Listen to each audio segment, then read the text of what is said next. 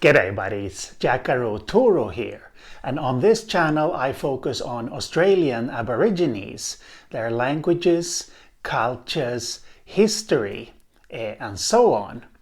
And I thought it was about time I discussed another Ngarla song, because it has been quite a long time since I did. So here is a song now.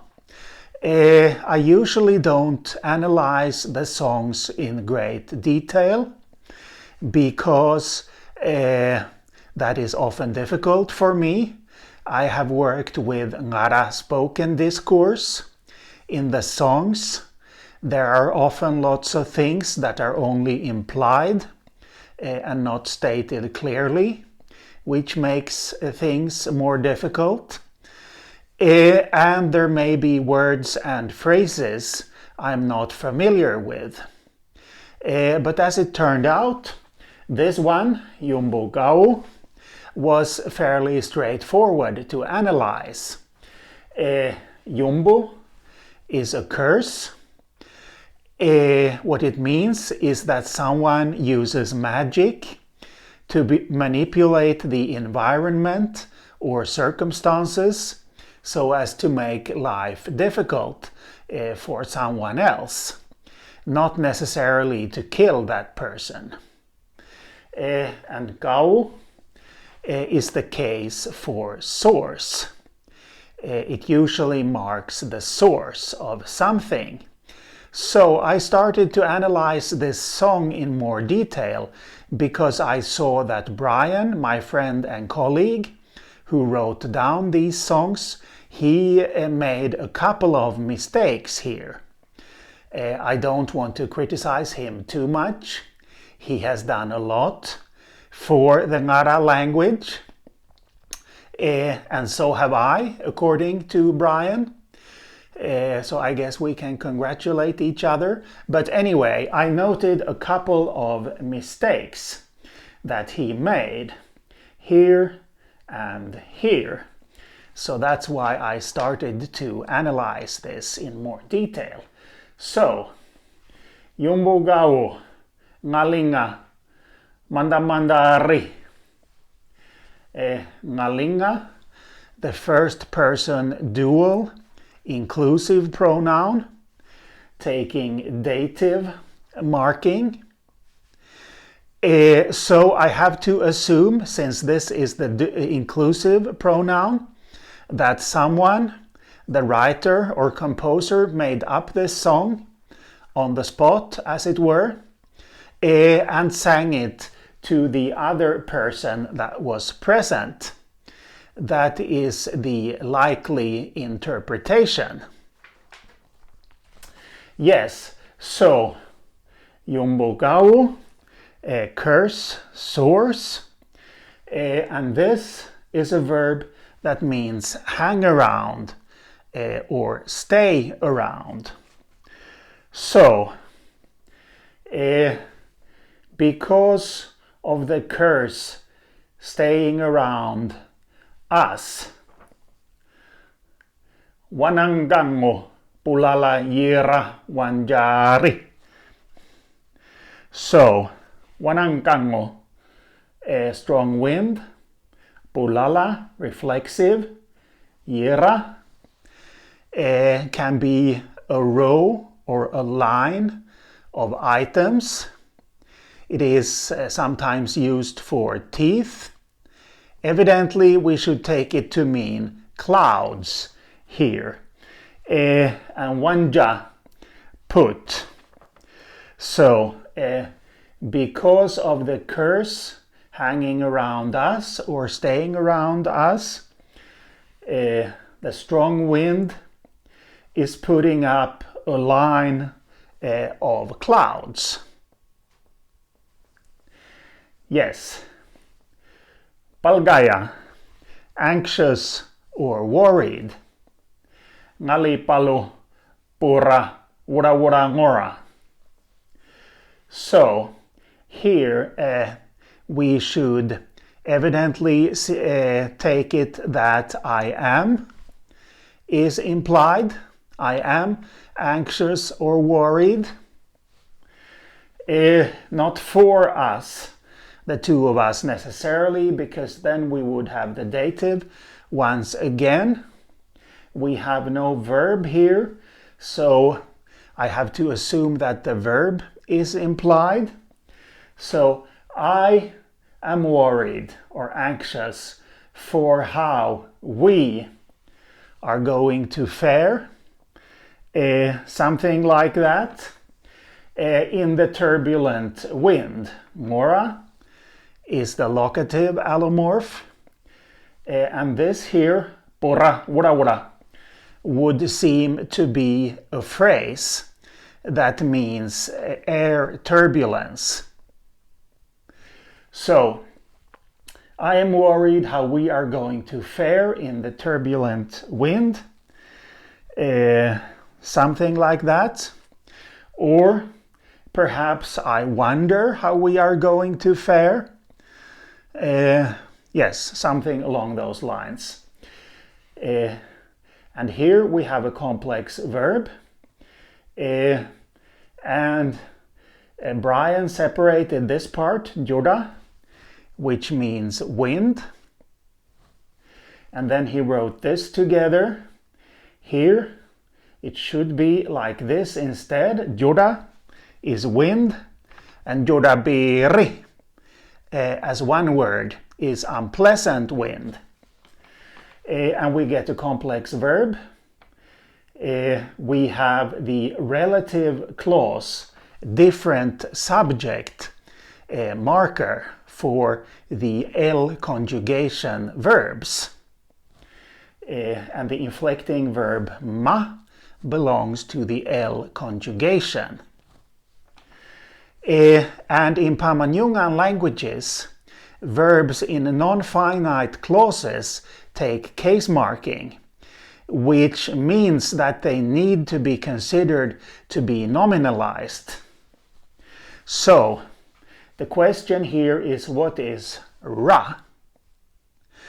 Well, you see, in Ngarla, two identical syllables cannot occur next to each other in spoken Ngarla, unlike in neighboring and only distantly related Nyangomara.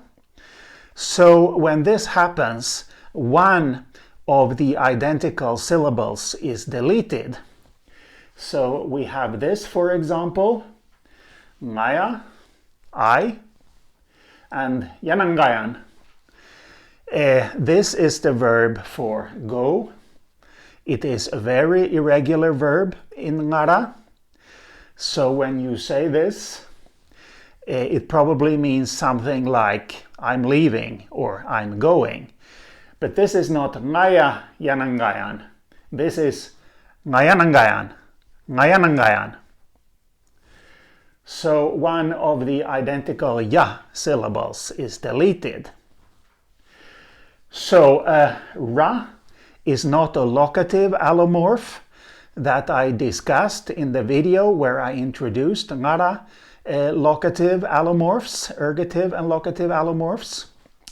But the relevant locative allomorph is this one, mora, which we get here on the word for eastern wind, wilila. And that would mean that we would get two mo syllables next to each other, and so one is deleted. So, jurabiri mantangora, with locative in the end. And here we had I, who is the one who is worried, as the implied subject. And here we have a different subject then, because this means that the eastern wind is starting to build up. So I'm anxious or worried, or I wonder how we are going to fare in the air turbulence as the eastern wind is starting to build up. Something along those lines. Juganyigari, ngajaba, wanyabariman. Here a complex verb taking the future imperative time distinction. So the singer is telling the other person present to do something, to pay attention, as it so happens.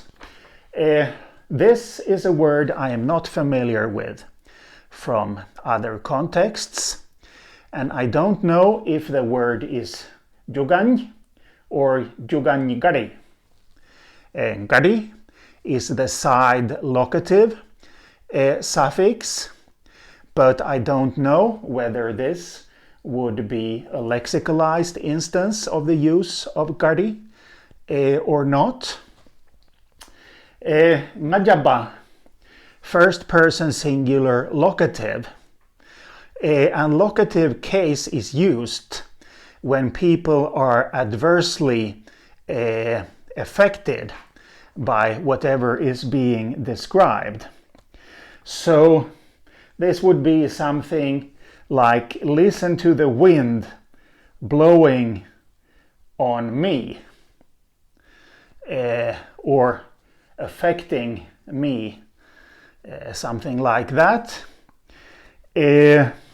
Yes, and the consultant said strong wind in this context, so I have to assume that this word is connected to that.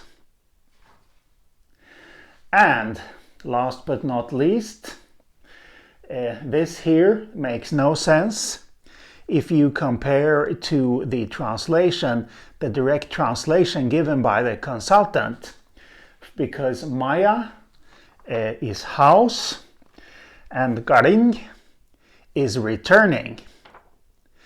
But there is also a word Maya garing, which means different direction. And that is what we are dealing with here. Pulala, reflexive, and paja wanjari. Wanja is put, usually. This may be a phrase. There are other verb phrases with paja, which means dangerous, forceful, aggressive, things like that. There are other phrases with paja plus a verb that mean different things, that have been lexicalized in different meanings. This may be another one of those, although I don't know this particular one from other contexts. But according to the consultant, this means that it is viciously hitting us, or viciously hitting from the other direction. Yes, a song about a storm building up and the source of the storm as the composer saw it. This is one of the Ngarla songs published in this book, Ngarla Songs, published by the Fremantle Arts Centre Press. I am not sponsored by the Fremantle Arts Centre, but I don't mind plugging this book a little bit. Many of the Ngarla songs that our consultant knew are published in this book. Not all of them, but many of them, with English translations. And through these songs, people can see how the Aborigines experienced life and what they thought about life in colonial Australia. But this is all for today.